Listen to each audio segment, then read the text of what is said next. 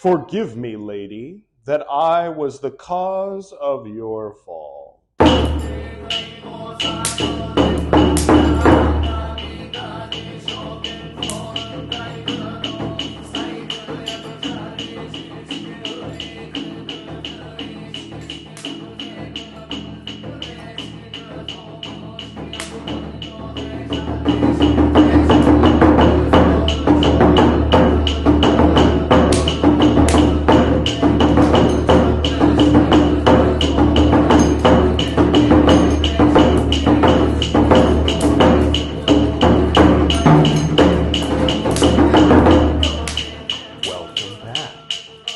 This is Edward Reed's Buddhist Books Podcast, episode 145, Tipiṭaka, part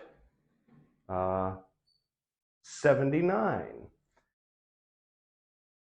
in which we'll be starting a whole new section. This is a little bit of an experiment. Those watching on YouTube or archive.org might have noticed there's no big microphone here. You also, if you have sharp eyes, might have noticed there's one of those little microphone pins right here. So, something new. We'll try it. We'll see if the quality suffers to a degree that we just can't do this again. So, if you're seeing me, then right now, if you're hearing my voice, then the experiment was somewhat successful, at least in the margin of error where it wasn't so awful that I couldn't use the recording. But yeah, I don't know. I might try pinning it over here. I also charged it for all of about 15 minutes after I got it out of the package. So it's an experiment in a number of ways. If this is your first time seeing me, do go ahead and click right here. That will take you to the beginning of the Tipiṭaka playlist. Better to start with part one of Tipiṭaka. Work your way up to part 79. Special guest today. Now, is it Vairocana or Vairochana? You decide. Comment below. Anyway, I think I've heard people say Vairochana, but then someone corrected me when I said Vairochana. Said, no, Vairocana. He was a Nepali man in Darjeeling, so I don't know if it varies from place to place or if there's different pronunciations. Please let me know. So we're starting a new section today, so I'm going to get to learn how to pronounce it, and then a few episodes into it, I will have it memorized. So, this is the Vinaya Piṭaka, the first of the three Piṭaka, or baskets of early Buddhism. And we are in the rules section, the Suttavibhaṅga, right? The rules analysis of the Vinaya Piṭaka, meaning discipline basket. And we are moving on to confession, or in Pali, something sort of like Pāṭidesaniya. I say something like because I am certain I am not pronouncing that correctly. So, this is confession 1. And it says up here, these 4 rules, 4 only, okay, venerable ones, for offenses which ought to be confessed, come up for recitation. So that's in bracket quotes. Should we get to the reading? What did you guys think of the special episode, the 1-year episode? Those of you on Tipiṭaka only don't know what I'm talking about.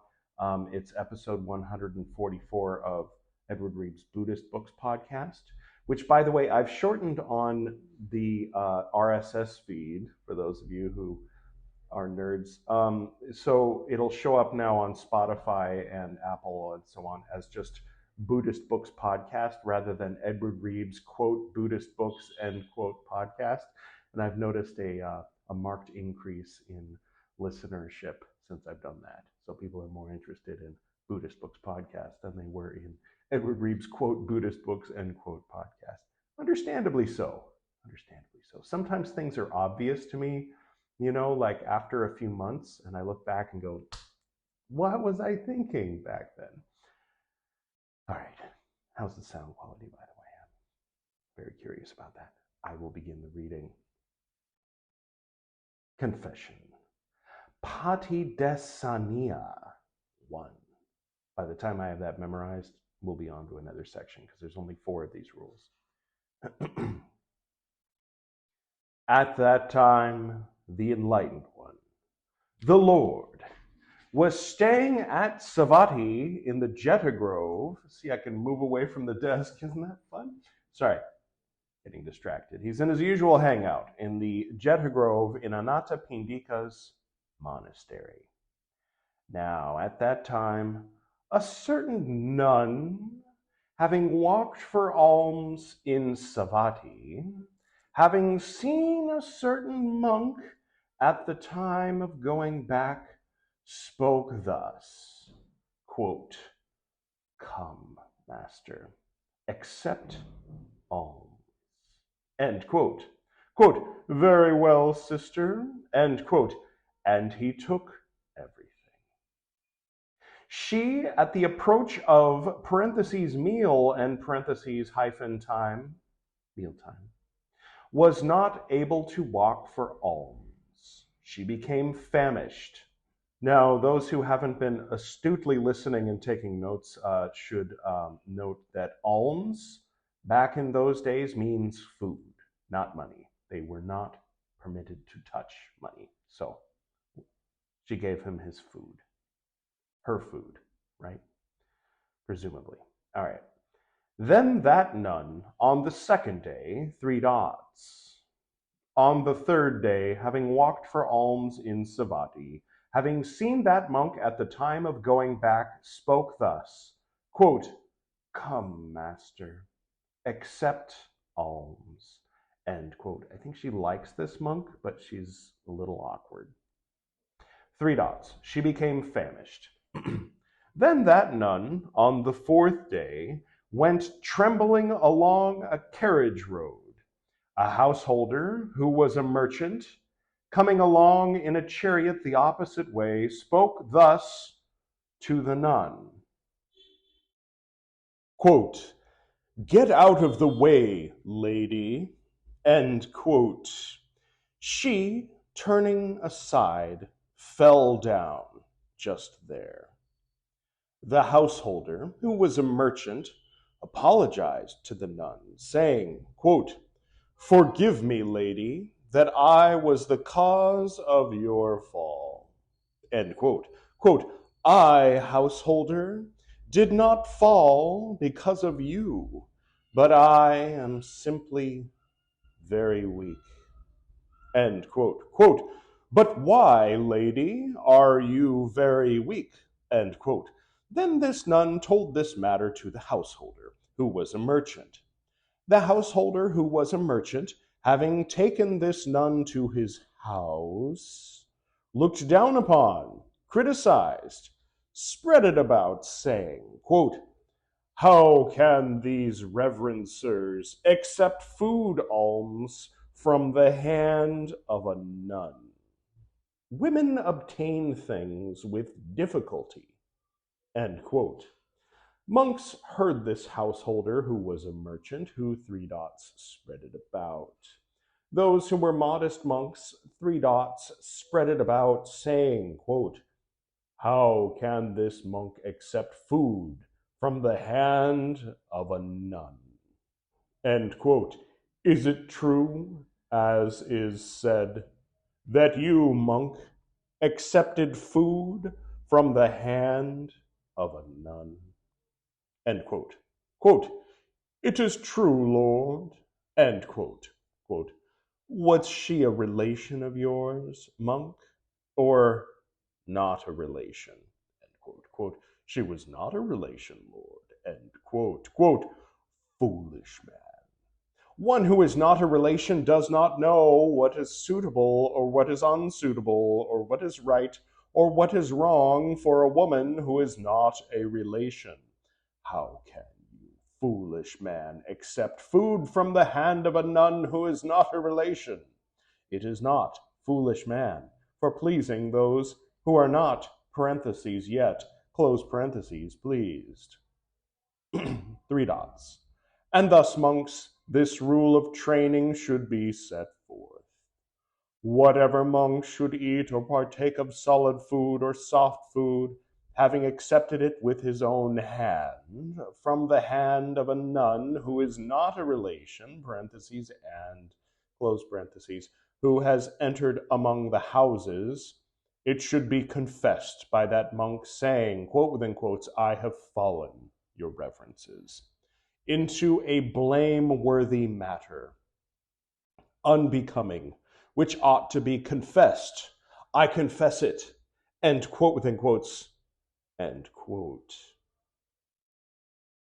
Whatever means three dots. Monk means three dots. None who is not a relation, none being in parentheses, one who is not related on the mother's side or on the father's side, back through 7 generations. None means one ordained by both orders. Among the houses means a carriage road, a cul-de-sac, crossroads, a house. Solid food means setting aside the 5 parentheses kinds of close parentheses meals and parentheses food that may be eaten end parentheses during a watch of the night, during 7 days, during life.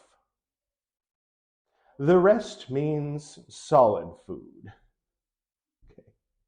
Soft food means the 5 parentheses kinds of close parentheses meals, cooked rice, food made with flour, barley meal, fish, meat. If he says, quote, space, I just had to point out there's a space between the quote and the beginning of the sentence. I will eat, I will partake of, end quote, parentheses, and, close parentheses, accepts there is an offense of wrongdoing. For every mouthful, there is an offense which ought to be confessed.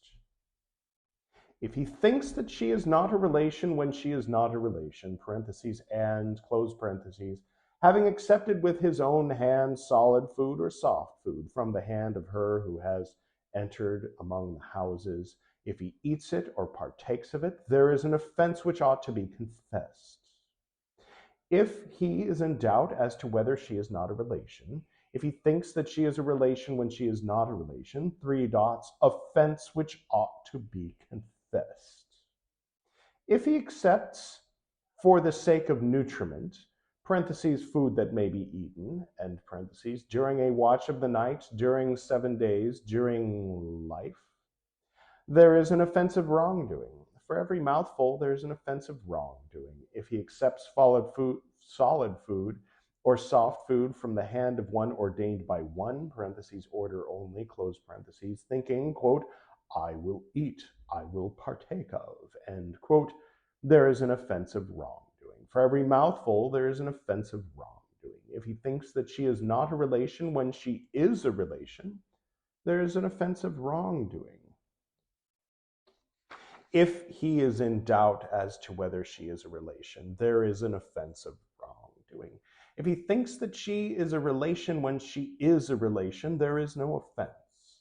There is no offense if she is a relation, if she makes, parentheses, another, close parentheses, give, but does not, parentheses, herself, close parentheses, give, if, having put it down nearby, she gives, if it is within a monastery, if it is in the nuns' quarters, if it is at the sleeping place of members of other sects,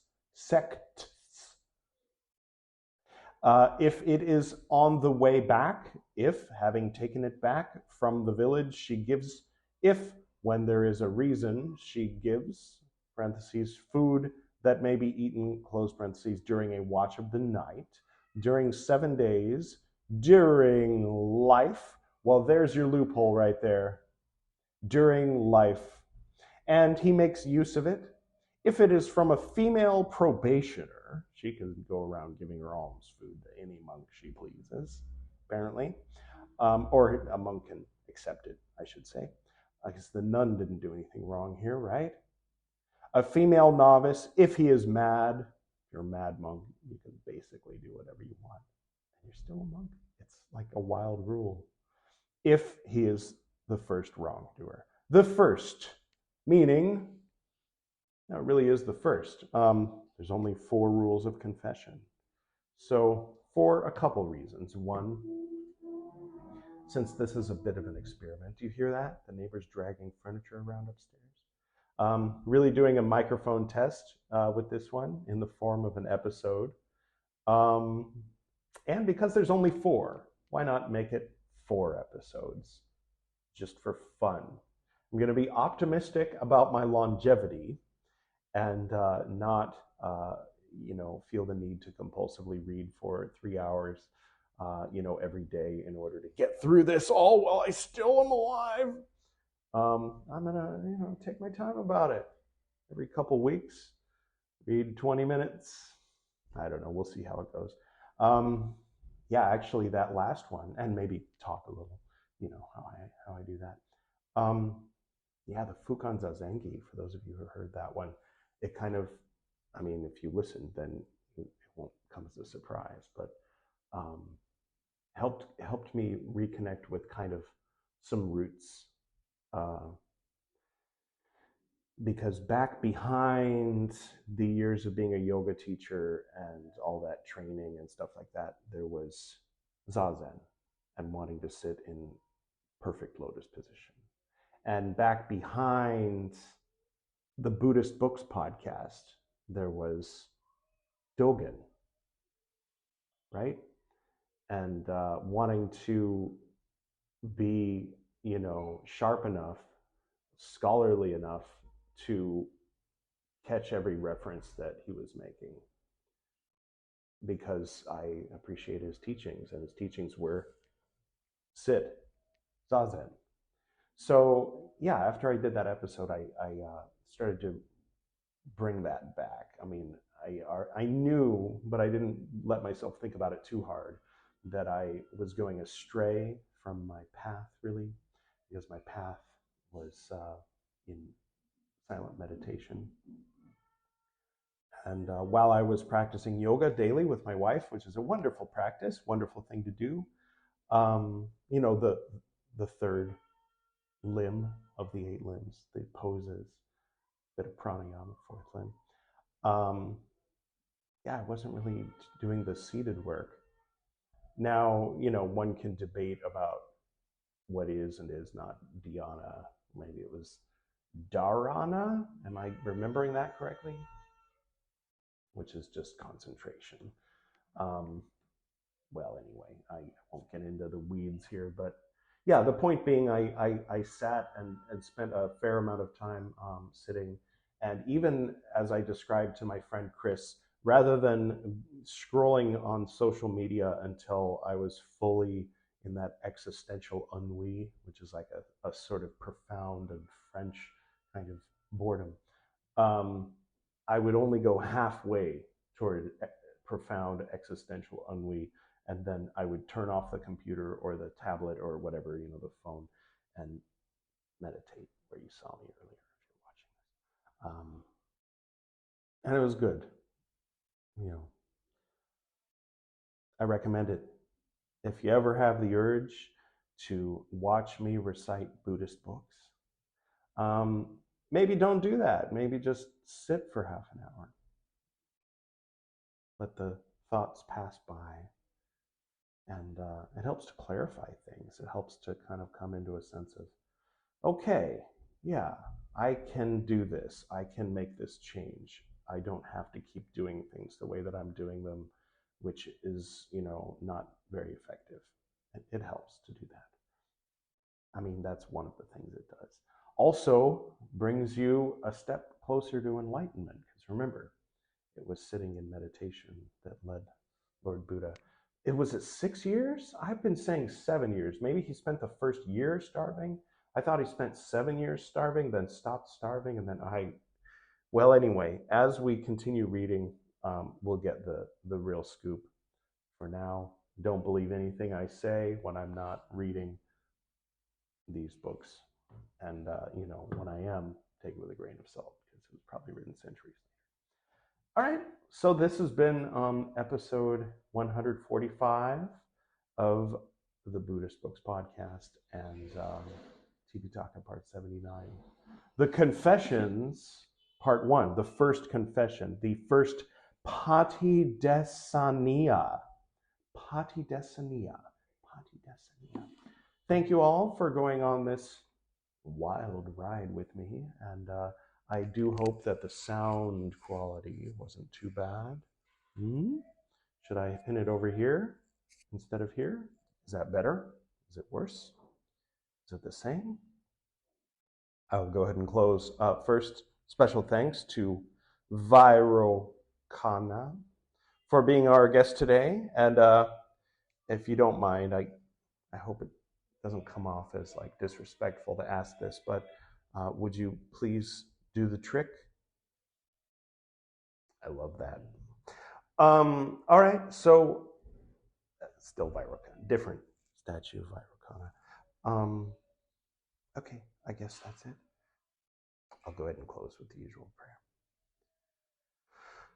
To the north and to the south, to the east and to the west, to the spirits of light among us and to the spirits below, we send out our reverent love and compassion.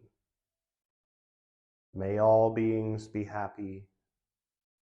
May all beings be serene.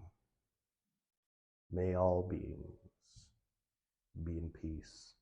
Sorry, I'm just enjoying not having to like lean into the microphone all the time. Oh.